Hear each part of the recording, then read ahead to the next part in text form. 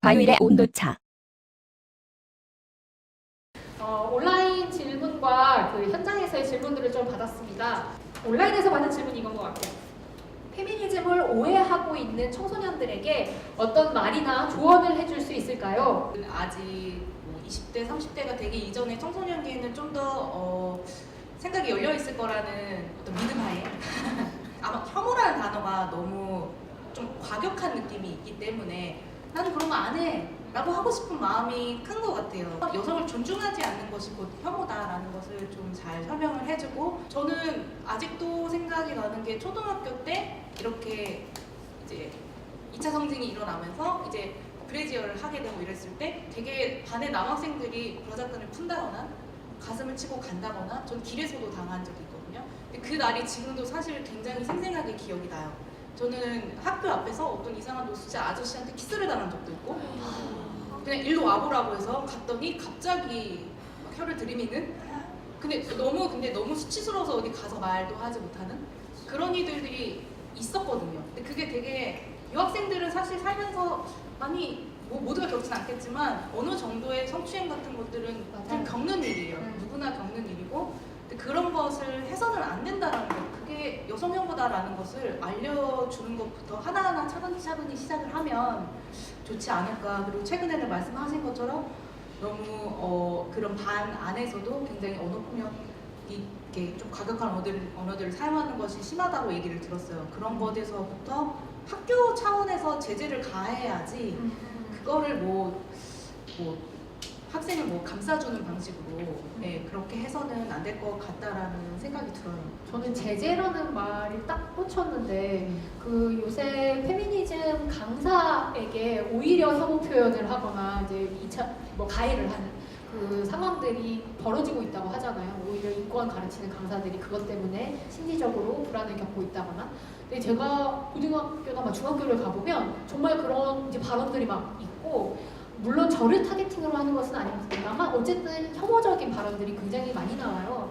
사실 근데 그건 제재해야 되는 것 같아요. 그러니까 우리 사회가 그것을 폭력의 범위로 인정하고 그것을 했었을 때 제재하는 것이 저는 굉장히 강력한 효과를 줄 수 있을 거라고 생각하고, 저는 제 남동생을 혼냈어요.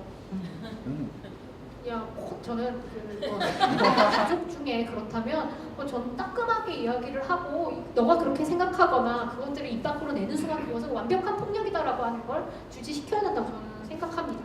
제가 느낀 2018년은 가짜 진짜를 구분하려는 시도들이 난무했던 것 같아요. 가짜 난민, 가짜 양심, 가짜 미투, 가짜 피해자 등등 이런 구분이 온 사회를 휩쓸리게 만드는 것 같은데, 이런 현실에 대해서 어떻게 생각하세요? 그리고 이것을 우리가 어떻게 뛰어넘을 수 있을까요?를 마지막 질문으로 던지겠습니다.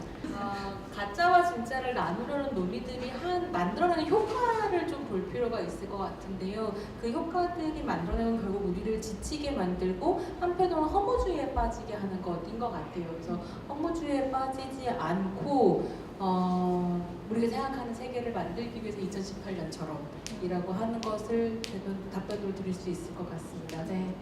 일단 사람들이 자기가 사는 게 너무 힘드니까 나보다 힘든 누군가 사회적 약자가 있다는 걸 인정하고 싶지 않아 하는 것 같아요. 그럴 리가 없어. 나도 살기 이렇게 힘든데.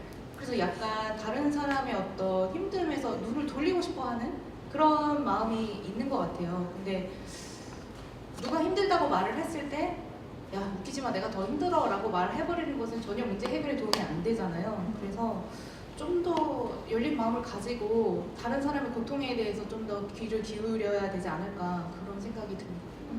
저도 말씀하셨던 것처럼 나와 다른 타자 그리고 소수자성을 지닌 어떤 다른 이에 대한 뭐 이해까지는 아니더라도 존중이 저는 있어야 된다고 생각하고요. 근데 제가 고민스러운 점은 우리 한국 사회가 진짜와 가짜를 나누면서 뭐랄까요, 내 편과 네 편을 저는 가르고 있다는 생각이 들어요. 그리고 또 특히나 이제 페미니즘적인 게 사건들을 보면, 여성 혐오 사건들을 보면 자꾸 이제 여성들이 헷갈리게 되게 만드는 것 같거든요. 마치 페미니즘이 뭔가 정말 문제가 있는 것 같고, 뭐 이런 사건에 대해서 내가 지금 느끼고 있는 어떤 감정이나 의견들은 뭔가 좀 틀린 것 같고 하는 의심을 자꾸 들게 만드는 것 같아요, 전 사회가. 근데 그럴 때 저는 확신을 우리가 가져야 된다고 생각합니다. 그 아까 잠깐 나왔던 그 백래시라는 책을 보면 수잔 팔로디가 맨 마지막에 어떻게 여성운동이 백래시를 뛰어넘을 수 있을 것인가를 얘기하거든요. 세 가지 요건들이 모두 다 완성되어 있어야 된다고 얘기하는데 역사상 여성운동이 승리했었던 게 몇 가지 없지만 그 몇 가지의 흐름들을 들여다봤었을 때 하나는 그 모두가 다 공감할 수밖에 없는 믿어 의심치 않는 강력한 메시지가 있어야 된다. 그다음에 강력한 대중이 그 함께 여기 운동에 동참하게 만들어야 된다. 뭐 이런 이야기들을 해요. 그래서 저는 더 많은 페미니스트들이 2018년이었던 것처럼 2019년에도 흔들리지 않고 자기 스스로를 의심하지 않고 더 강력하게 당당하게 나가면 좋겠습니다. 방송을 정리하시면서 혹시 마지막으로 한마디 해주실 게 있으실까요? 카메라를 보시고 시청자분들을 대상으로 해주시면 좋을 것 같습니다.